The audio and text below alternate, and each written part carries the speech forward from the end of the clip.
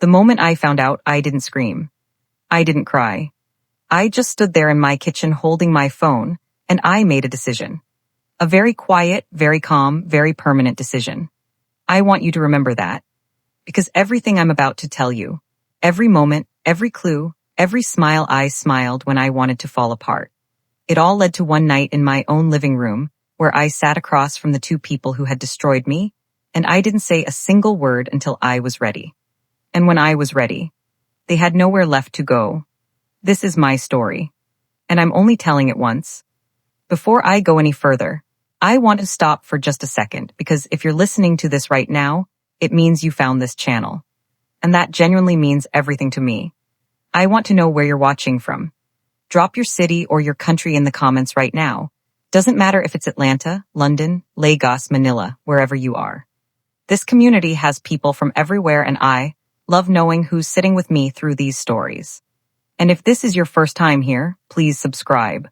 I know everyone says that, but this channel exists because people like you kept showing up, kept listening, kept sharing. Every single subscriber tells me these stories matter. So if they matter to you too, hit that button. Also, share this one.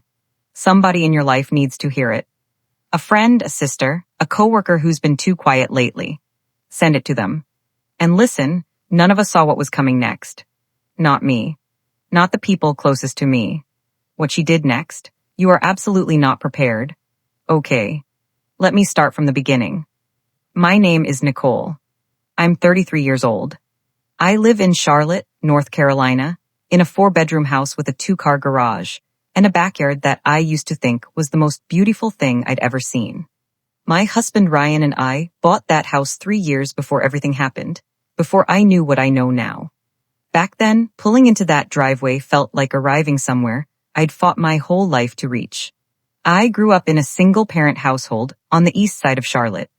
My mom worked 2 jobs my entire childhood, days at a dry cleaner, evenings doing home care for elderly clients. She didn't complain.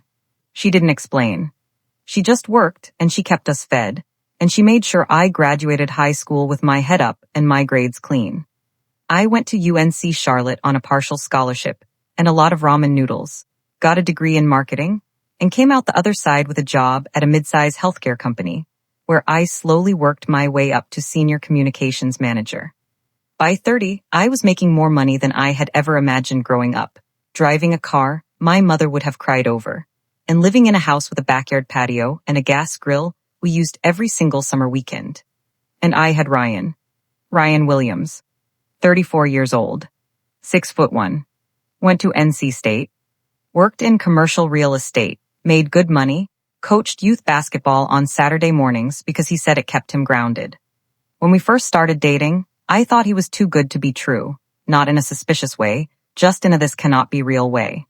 He remembered everything. First date, he noticed I ordered my coffee with oat milk and remembered it 6 months later. He texted my mom on Mother's Day before we were even engaged. He flew home early from a work trip because I had a bad cold and didn't want to be alone. He was that kind of man. At least I thought he was. We got married in May, 4 years before all this happened. Small wedding, about 80 people, at a venue outside the city with string lights and peach roses, because peach was my mother's favorite color. My maid of honor was Ashley. I have to talk about Ashley. Ashley Jennings and I had been best friends since sophomore year of college. We met in a communications class, bonded over hating the same professor, and from that point forward we were inseparable. She was white, loud in the best way, funny without even trying, and completely devoted to the people she loved. Or so I thought. She was the kind of friend who showed up. When my grandfather died, she drove 4 hours without being asked. When I got passed over for a promotion that I deserved, she showed up at my door with wine and a printed list of every toxic boss who'd ever held a woman back. She was my person. In the truest sense of that word, she was my person. She was in my wedding. She stood beside me when I said my vows. She cried during the first dance. She gave a speech that made the whole room laugh and then made my mother cry, and I remember thinking, I don't know how I got this lucky. That's the thing about betrayal that no one talks about. It doesn't come from strangers. It comes wrapped in years of real love. It comes from people who know you well enough to know exactly where to press.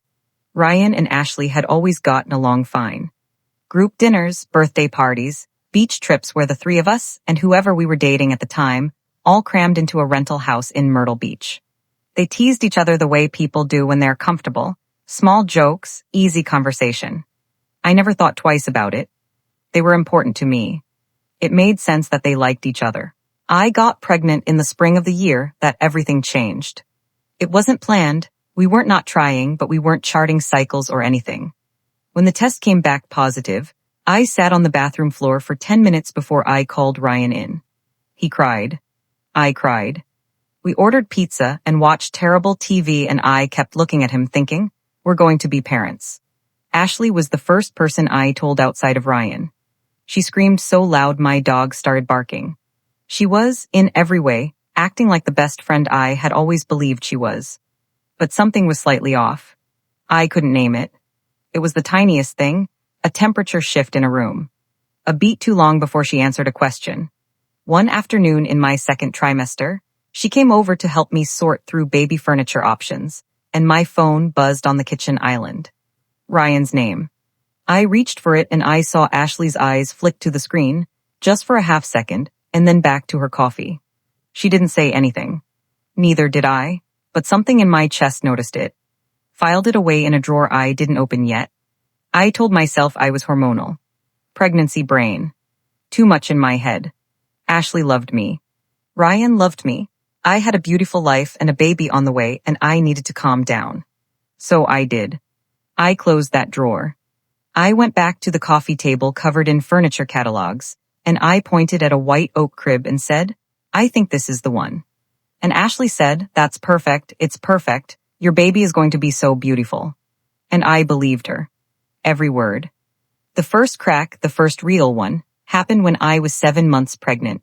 I was on maternity leave prep, winding down at work, mostly home. Ryan was busy with a commercial project that required a lot of evening calls and some overnight trips to Raleigh. That was normal for his job, so I didn't question it. I was tired anyway. I'd spend evenings on the couch with my feet up, watching TV, texting my mom, video calling Ashley. Normal life. Full, warm, comfortable normal life. One evening Ryan came home later than expected. I'd saved him dinner, baked chicken and roasted sweet potatoes, his favorite. He came in through the garage, dropped his bag by the door, and instead of coming into the kitchen where I was, he went straight upstairs. I heard the shower running. I stood at the island and waited. He came down 20 minutes later in different clothes, smelled like his own soap instead of the day, and I remember thinking, why'd he shower before he ate? He always ate first. Always. He used to joke that he could smell dinner from the driveway, and his stomach started moving before the car even stopped. I put the food in front of him. He smiled. Thanked me. Ate. We talked about the baby name conversation we'd been having. We were stuck between Ellie and Maya. Normal conversation. Good dinner. I told myself it was nothing. But I started paying attention. The next week, I was folding laundry in the bedroom. The exhausting, sit on the edge of the bed kind of folding you do when you're 7 months pregnant and everything is an effort. And I found a receipt in Ryan's jacket pocket. A restaurant I didn't recognize, in a part of the city we never went to together. Table for two. The date was a Thursday, the same Thursday he'd told me he had a late meeting and grabbed food at the office. I held that receipt for a long time. Then I put it back in his pocket. Exactly the way I found it. I told myself it could be anything. Client dinner. Meeting with a partner. He didn't always tell me every work meal. That was true. I was not going to be the pregnant woman who falls apart over a receipt. That was not going to be me. That weekend, Ashley came over. We were sitting on the back patio, her with iced tea, me with lemonade, and I mentioned casually that Ryan had had a long week. A lot of evening stuff. She nodded. Took a sip. Said, yeah, real estate is brutal right now. The market is insane. And I looked at her and something in my chest did that thing again. That small, internal HM. Like a sound only I could hear. She knew something about his week. Without me saying what specifically had kept him busy. She'd filled in a blank I hadn't given her. I didn't push it. I smiled and said, yeah, you're right. And I changed the subject. But that drawer in my chest, I opened it back up. and I started putting things in it. I want you to understand how carefully I was managing myself during this period. I was 7 months pregnant. I was trying to have a healthy, low-stress final trimester. I was going to my OB appointments, doing my prenatal yoga, calling my mom every other day. On the outside, I was a glowing, expectant mother who had it together. On the inside, I was running a quiet, low-grade investigation on the two people I loved most in the world, and I had not told a single soul. Because here's what I knew about myself. I needed to be sure before I did anything. I had seen women blow up their lives over a feeling, over intuition that turned out to be nothing, and I was not going to be that woman. If I was wrong, I needed to be wrong quietly. And if I was right, I needed to be right completely. So I watched. I listened. I kept my face warm and my voice steady, and I waited. By month 8, I had a small but growing list. The restaurant receipt. The comment about Ryan's week. 2 separate occasions where Ryan's phone had buzzed and he'd flipped it face down, something he had never done in 4 years of marriage. One evening where I'd come into the kitchen and he'd stopped a phone call mid-sentence, said, "I'll call you back," and then told me it was a client who was a lot right now. The way Ashley had started asking more questions about Ryan's schedule than she ever had before, framed as concern, but with a precision that felt like reconnaissance. I also noticed that the two of them were texting more than usual. I knew this because of the way Ryan's phone would light up, and he'd get the very specific kind of small smile. Just a twitch at the corner of his mouth, that people get when they receive a message that genuinely delights them. I knew that smile. He used to give it to me. I couldn't see the messages. His phone had always been unlocked around me. We weren't the type to snoop, so we'd never needed to be the type to hide. But somewhere in those months that changed. The phone was either face down or in his pocket.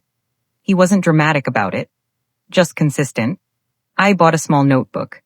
Nothing fancy, a little spiral-bound one I kept in my nightstand under some pregnancy books.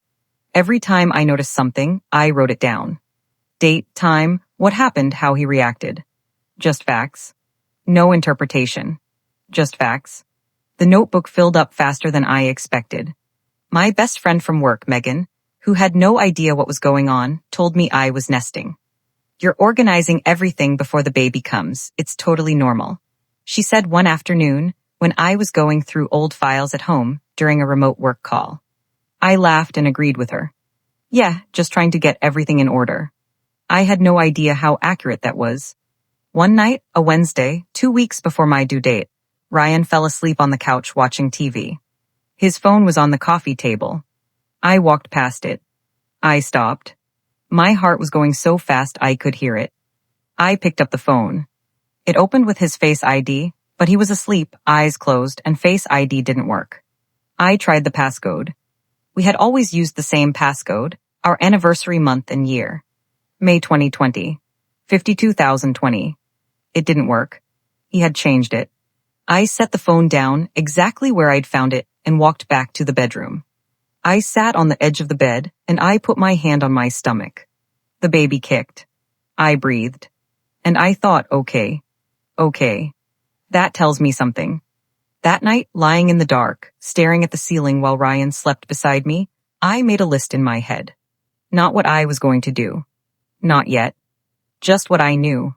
And what I knew was enough to understand that this was no longer paranoia. Something was happening. And I needed to find out exactly what before this baby came into the world. The universe, as it turns out, had its own timeline. My daughter was born 6 days before her due date. Labor came on fast, 3 a.m, no warning, just suddenly real. Ryan drove me to the hospital. It was raining. He held my hand the whole way, talked me through contractions, never let go. In those hours, and I mean this, he was the man I had married. Present. Warm. Real. I remember thinking, maybe I'm wrong. Maybe I'm about to find out I've been wrong about all of it. I had a C-section. Recovery room was cold and white and bright, and I was tired down to my bones. Ryan was beside me. And then my daughter was in my arms. 6 pounds, 14 ounces, a full head of dark hair, and the most perfect, devastating thing I had ever seen in my life. Ashley came to the hospital the next morning. She brought flowers, yellow tulips, and a cashmere blanket she'd ordered from some boutique. She cried when she saw the baby. She held her like she was the most precious thing in the world. And I watched her hold my daughter, and I smiled because what else do you do? This was my best friend. This was the woman who had known me for 9 years. Whatever was in my chest, whatever was in that drawer, it could wait. Not now. Not today. We took photos. Ashley holding the baby, Ryan beside her, all of us smiling. That photo is still on my phone somewhere. I haven't deleted it. I don't know why. She left around noon. Ryan stepped out to get coffee from the cafeteria. And for the first time since the birth, I was alone with my daughter. Quiet room, rain against the window, this tiny person sleeping on my chest. Ryan's jacket was draped over the chair beside me. His phone was in the pocket. I could see the corner of it. I don't know what made me do it. Maybe it was their exhaustion making me careless with my own instincts. Maybe it was some part of me that needed to know before I went home, before the real life started. Maybe it was just the universe deciding I had waited long enough. I reached over and pulled out his phone. The screen lit up. A notification from a number saved as Mike R., a work contact, nothing unusual. But the preview line of the message was visible without unlocking the phone. And it said, "She held her so naturally, like she already knew her." I stared at that preview for so long, the screen went dark. I turned the phone back over in my hand, set it gently back in his jacket pocket, and pulled my daughter closer to my chest. And I understood with the kind of understanding that goes all the way down, past your stomach, past your chest, into your actual skeleton. I understood what that message meant. Mike R. wasn't a coworker. That number was saved under a fake name. And the message wasn't about me holding my daughter. It was about Ashley. She held her so naturally, like she already knew her. My daughter was 12 hours old. I need to pause right here because I know you're feeling something right now. Drop it in the comments. Did you see that coming? Put I knew IT or no way. I want to see which one wins. And wherever you're watching from tonight, whether you're in Charlotte like me, or you're in New York or Texas or London or somewhere I haven't even heard of, drop your location below. This story has reached people in more countries than I ever imagined, and every single one of you matters to me. If you haven't subscribed yet, please. Every subscribe keeps this channel alive. I do this for free because I believe these stories deserve to be heard. That's the only reason. So if you believe that too, hit subscribe. It takes 2 seconds and it means everything. And listen to me very carefully, what she does next. You are absolutely not ready. Stay with me. I went home from the hospital 3 days later. Ryan carried the car seat. My mother came and stayed for 2 weeks to help with the baby. The house was full of noise and flowers and the particular beautiful chaos of a newborn. Nobody could have looked at me and seen what was happening inside. Because inside, I had gone completely, totally still. There's a version of me that screamed. That threw his phone at the wall. That called Ashley from the hospital parking lot and let her hear every word of what I knew. That's the version I would have been, maybe, if I wasn't who I am. But I sat with what I knew in that hospital room, and something in me decided, not yet. Not like this. I would not blow up my life, my child's life, before I had every single piece in my hand. So I came home. I nursed my daughter. I smiled at my mother's stories. I let Ryan bring me tea in the middle of the night and whispered thank you in the dark. And I meant it. In the complicated way you can mean something and hate yourself for meaning it at the same time. And while he thought I was sleeping, I was planning. The first thing I did was call a family law attorney. Not for a consultation yet, just for information. I found her through a referral from a coworker whose sister had used her in a divorce. Her name was Patricia Sullivan. Her office was in Uptown Charlotte. I called from my car during a grocery run when my daughter was 10 days old. Patricia's assistant answered. I said I needed to understand, hypothetically, what documentation I would need to build the strongest possible case in a contested divorce where financial infidelity might be involved. The assistant took down my number. Patricia called me back the same day. We talked for 40 minutes. I was parked in the Target parking lot with the engine running, watching people push carts past my windshield, my voice completely steady. Patricia told me what she needed. Financial records, joint accounts, credit cards, any accounts I didn't have visibility into. documentation of any behavioral changes, evidence of the relationship itself, messages, photos, anything.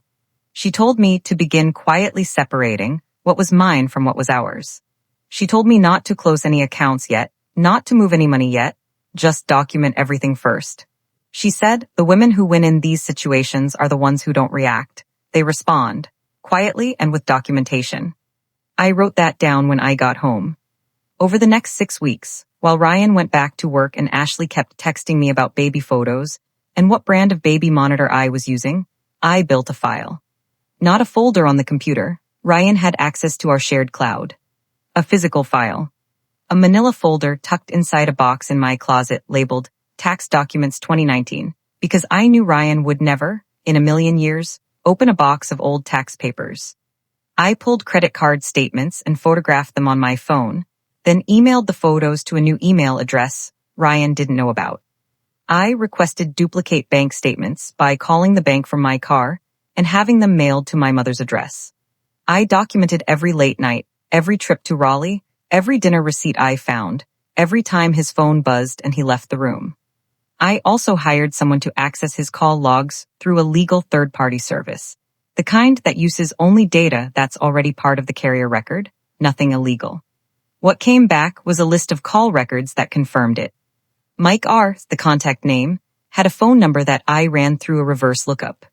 It came back registered to a woman. When I cross-referenced it with Ashley's number, the one in my own phone, the one I'd texted 1,000 times, it was a match. She had a second number. She'd created a separate contact in his phone to hide her name. They had been talking every single day for 14 months. 14 months.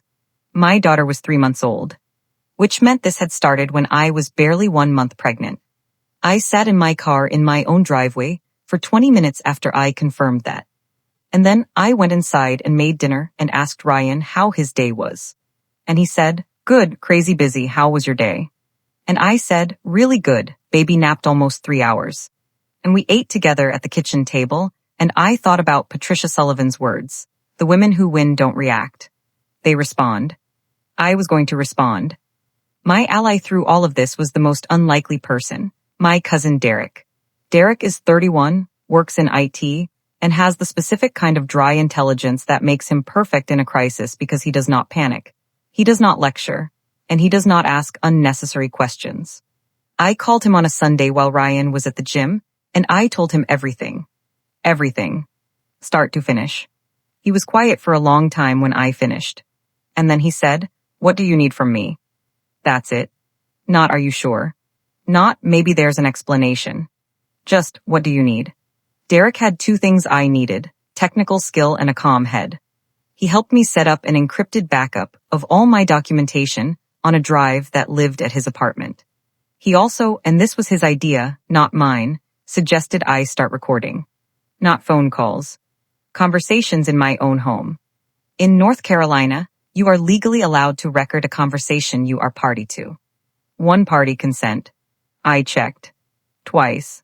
He helped me set up a small, voice-activated recorder that I kept in the living room inside a decorative basket on the bookshelf. We tested the audio quality. It was clear. I began recording in week 7 of my plan. Most of what I captured was mundane. Ryan on work calls, me talking to my mom, baby sounds, the TV. But in week 9, I got something. Ryan on the phone, he thought I was upstairs napping with the baby, saying, I know, she doesn't suspect anything. She's completely focused on the baby." A pause. "I'm handling it, just be patient." That recording lasted 4 minutes and 22 seconds. I listened to it once.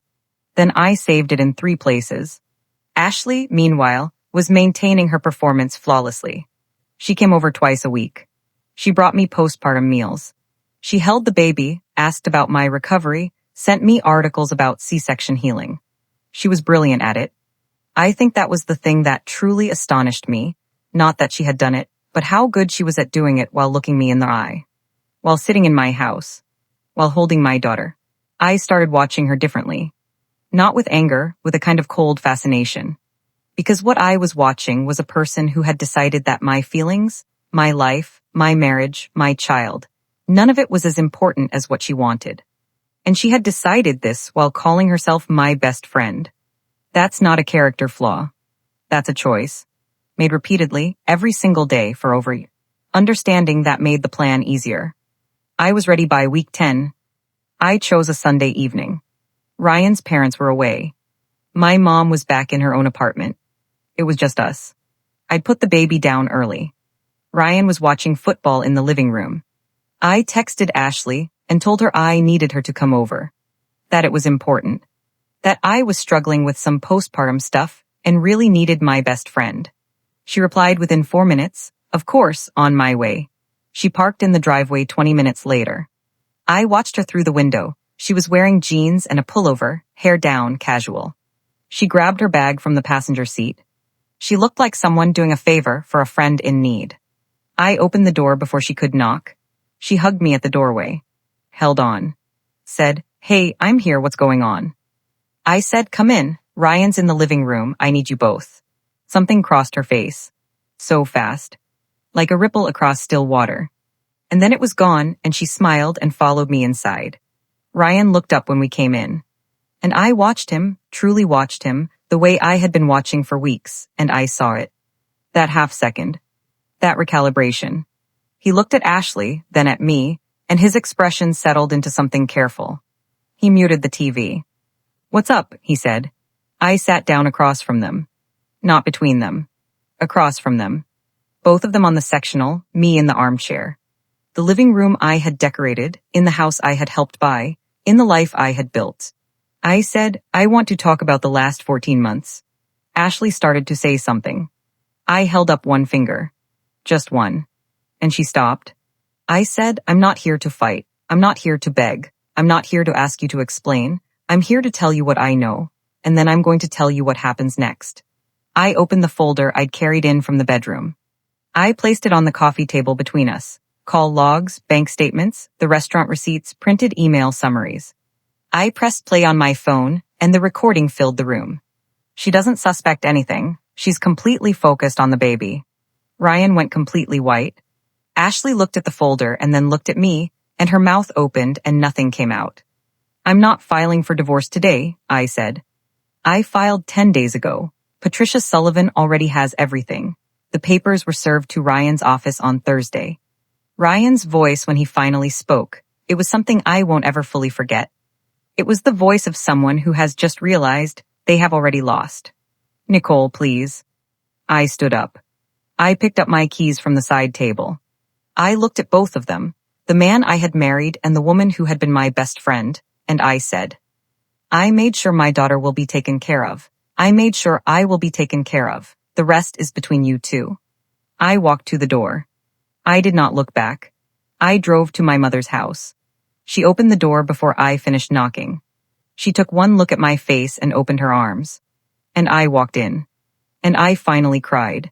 Not for them, for me. For the woman I used to be. And for the woman I was about to become. That was 13 months ago. The divorce was finalized after 4 months. Because I had documentation and he didn't contest. Because frankly, what was there to contest? The settlement was clean. I kept the house.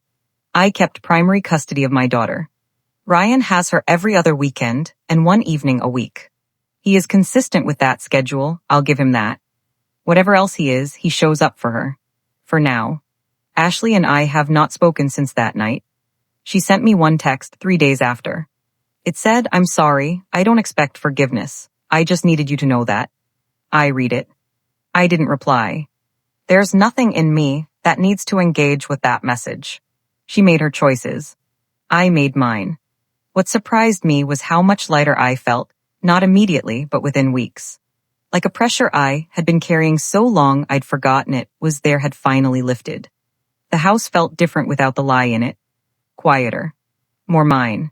My mother came to stay for a month after the paperwork was done. She watched my daughter in the evenings, while I went for long walks around the neighborhood. Charlotte in the fall is beautiful, the trees doing exactly what they're supposed to do, all that color and then all that letting go. I thought a lot on those walks. About who I had been in that marriage. About how I had learned to make myself small in moments where I should have spoken.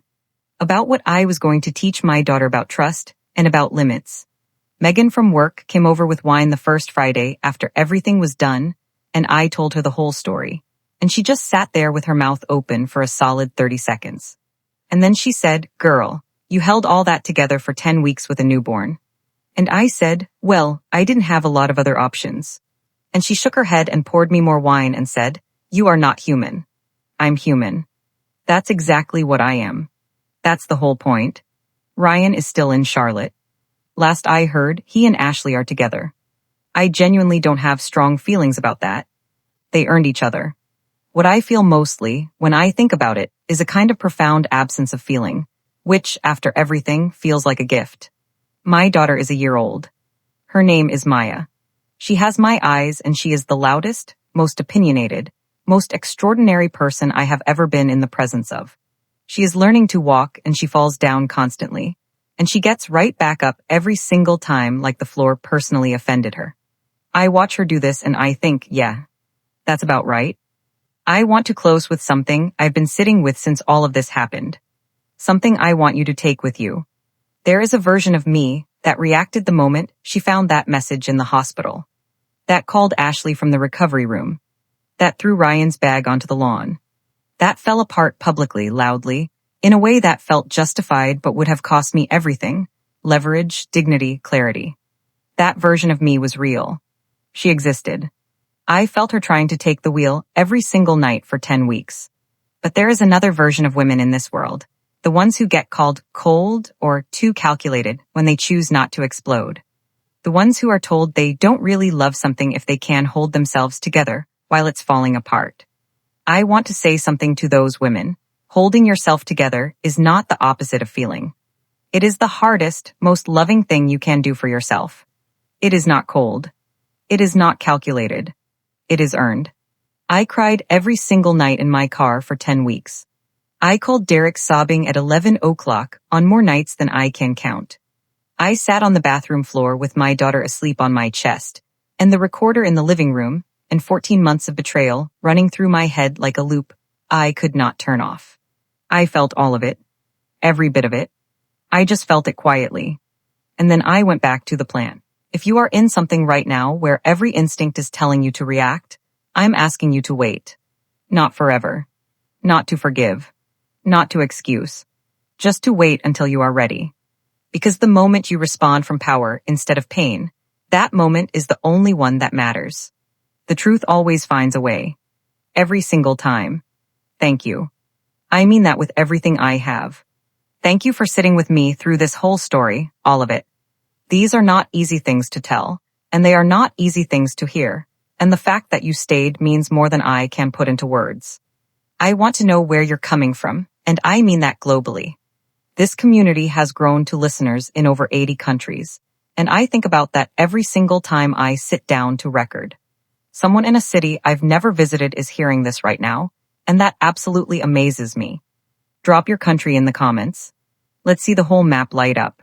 If this story moved you, if it made you feel something, made you think about your own life, made you want to call someone you love, please share it. Post it. Send it in a text. Put it on your story. Someone needs to hear it today. I really believe that. Every share means this channel reaches someone who might need it exactly when they need it. And if you aren't subscribed yet, this is me asking one more time, genuinely, with my whole heart. This channel is a mission. Stories like this one deserve a place to live. Please subscribe and help keep that going. Take care of yourselves. The truth always finds a way.